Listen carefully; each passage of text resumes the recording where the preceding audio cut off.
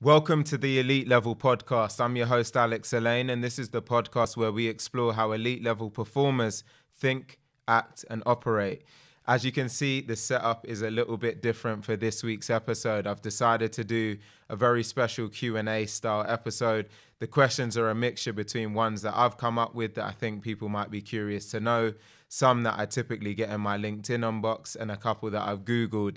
And I've tried to make it a little bit of a mixture between some fun questions and some that are a bit more career-based. So I've got 10 written on my notepad. This is going to be completely raw, a freestyle. So let's get right into it. So the first question is, what motivates you at this stage of your career? Love the question. So at this particular stage, I think I've gone through a phase where money motivation was a big thing, and dream cars and dream apartments, achieved a lot of those types of things.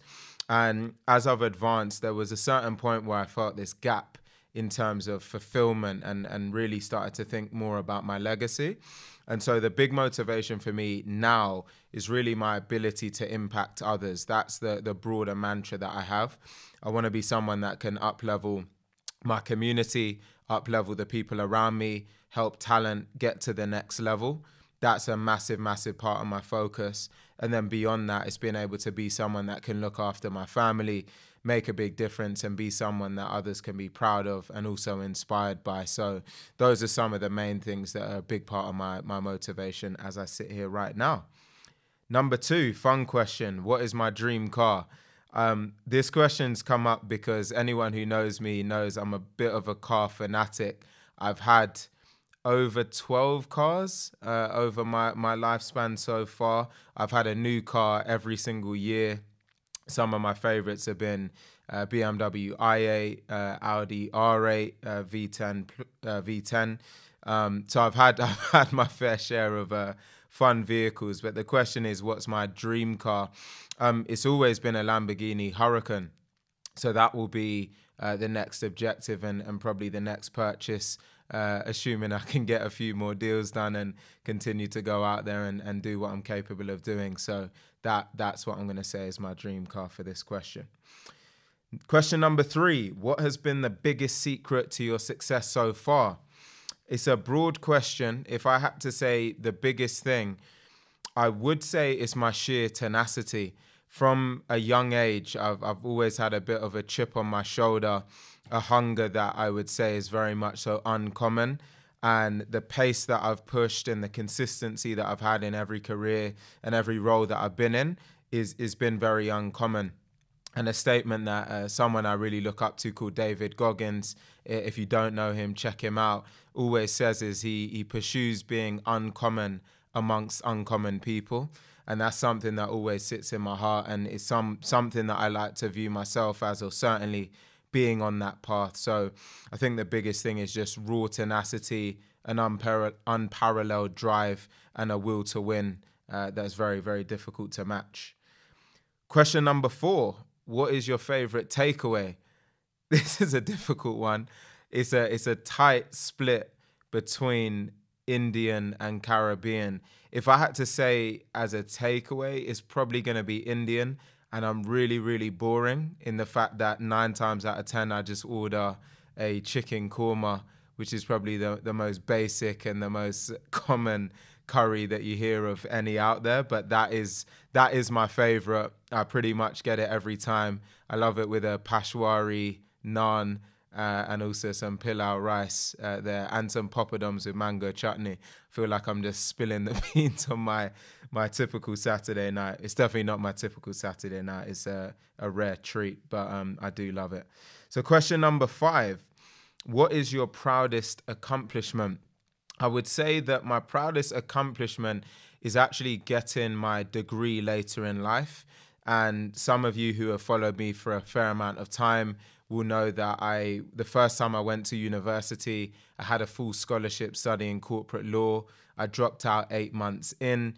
Not many people thought I'd amount to much after dropping out at that time, but I knew that sales was for me, entrepreneurship was for me.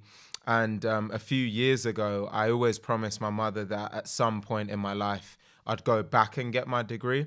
So I'm a man of my word. I went back and got a degree actually in sales management. I got a first.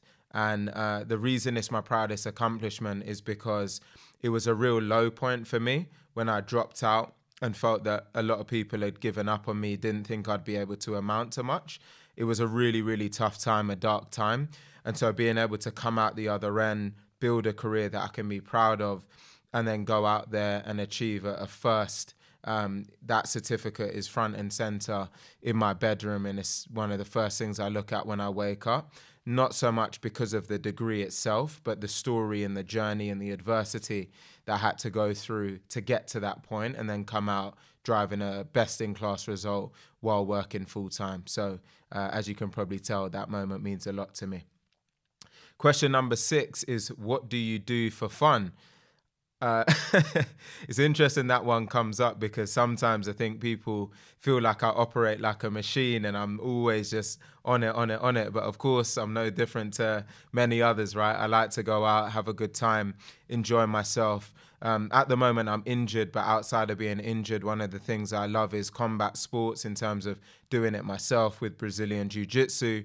But I'm a massive, massive combat sports fan. So boxing for most of my life, but MMA, mixed martial arts, has probably become much more the bigger thing over recent years. So really, really into the UFC. I've been to the last 2 UFC London events, including one only a few weeks ago, which was amazing. And outside of that, it's just really socializing, spending time with my family, with my friends. I have a big, big focus on just trying to live life based on experiences and not only material things. So trying to do different things, travel, go to places that I've never been before. That's a big part of what constitutes fun for me. So hopefully that answers that question. If you're enjoying this episode so far as well and you're watching on YouTube, please be sure to smash that like button, comment, share, and subscribe. And if you're listening on any of the podcasting platforms, I'd be super grateful for a 5-star review. Thank you very much. Question number 7. What is the best way for an SDR to become an AE? And just for clarity, SDR, we mean sales development representative. And when we say AE, we mean account executive. Very common question that I get asked a lot. There's multiple different strands to this, right? The first thing is to try and be and embody the role that you want to be. So if you want to become an account executive, you need to listen to podcasts like this. You need to model yourself on successful account executives. You need to seek mentorship. But broader than that, I think one of the biggest things that I don't see enough people doing is engaging in role plays, right?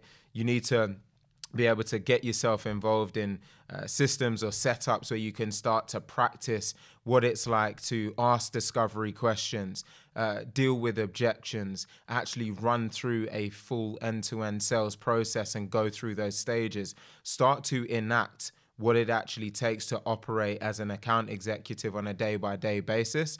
And the more muscle memory you can build up by doing the reps and doing it over and over again, the much easier it will be when it's time to make that transition. This is a great opportunity for me also to mention the fact that I've got a program. If you visit www.elitelevelacademy.com, I've just announced a program, an 8-week program.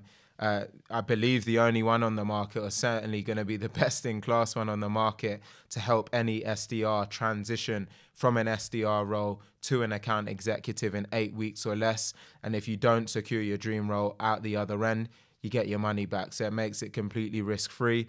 I'd love to have one of you out there who's a fan of the podcast involved in that program. So again, www.elitelevelacademy.com, and I look forward to speaking to you on the other side of that.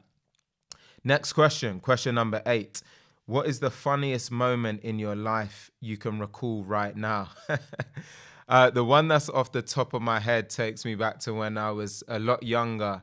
I remember when I used to live at home, and I came out the shower, grabbed some body cream, and being so young and naive, I just always grabbed the same body cream, which was some Astral. It's in a blue container.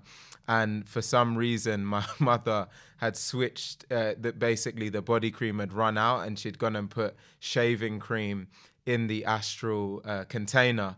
And I just opened it and without thinking, creamed my entire body in this hair removal cream. the smell was unbelievable, and my mother realized and couldn't believe it, and then I had to run back in the shower and try and get it all off of myself, and it was very funny to look back on now, but really embarrassing at the same time. So that's the thing that's just off the top of my head right now. Question number 9, what and who inspires you? So anyone who's been on a Zoom call with me will see that the picture I have behind me is of Mohammed Ali. He's my biggest inspiration in terms of someone that had utter true self-confidence, self-belief, an unrelenting work ethic, and he just went after it and got after it every single day consistently. So he's a massive, massive inspiration for me as someone who really had conviction, sought to make impact and drive real change in the world. And he was able to do that and impart his wisdom on many, many other people out there. I'd also be remiss not to say my mother. I just mentioned her in the previous question, but she is really my rock. She's been my inspiration from day one and continues to be today. Just a truly remarkable woman in every sense of the word, with true grit, determination, and talent. So, Mum, if you're listening to this, thank you for being everything that you've been for me in my life. And I love you dearly. Question number 10. What is your daily routine? And this is the last question. I feel like I've whizzed through these. But my daily routine is very, very consistent and structured at the moment, in that I wake up, first thing I do is meditate for 12 minutes. I then do some kind of physical exercise, whether it's the gym or I try and get outside as much as I can, whether it's a long walk, a run, or even just doing some calisthenics type work out in a playground. And then after that, I come back immediately, get myself ready and set out my plan of action for the day. And then I always prioritize the toughest tasks, or the tasks that require the most brain power, early in the day, which is when I have the most energy, the most focus and attention. And then I tail off more admin style tasks towards the second half of the day. When it gets towards the evening, I look to start getting into my nighttime routine at 9:30. That always consists of journaling, also reading a book, and then I aim to get into bed for about 10 o'clock, and I start the next morning. Typically, I wake up around 6 o'clock, but aim to get out of bed between 6:30 a.m. and 7. So that's pretty much my daily routine at the moment. So I've whizzed through those questions. I hope that's helped you get to know me a bit more, both personally and professionally. We've got some amazing guests upcoming on some future episodes, so please continue to show your support for the Elite Level podcast. We're really starting to build a great audience out there now and racking up some episodes, so I'm super, super grateful for anyone who's been supporting on the journey so far. Again, if you've watched this episode all the way through, please be sure to smash that like button, comment, share, and subscribe. And on the podcasting platforms, a 5-star review. Help us reach some more eyeballs with this content moving forward. Eyeballs and ears, I should say. Thanks again for tuning in, and I'll see you on the next one.